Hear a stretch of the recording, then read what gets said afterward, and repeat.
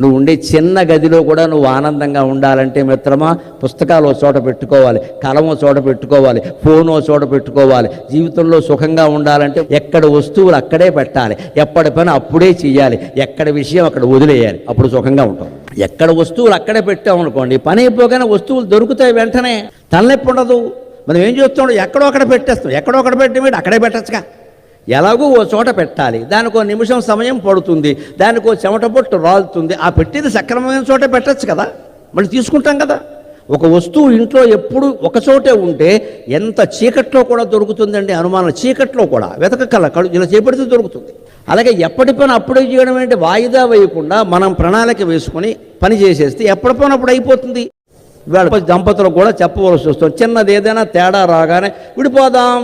అసలు పెళ్లి చేసుకోవడమే విడిపోవడానికలా ఉంది ఇక్కడ. అంతే, ముందు విడిపోదాం.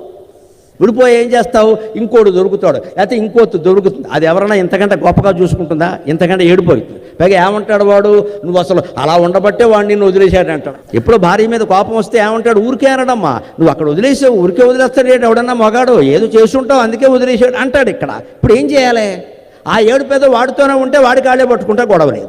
సర్దుకోవడంలో ఉంది సంసారం అంతా. సంసారం అయినా సరే, మనం ఉండే గదైనా సరే సర్దుకుంటేనే ఆనందంగా ఉంటుంది.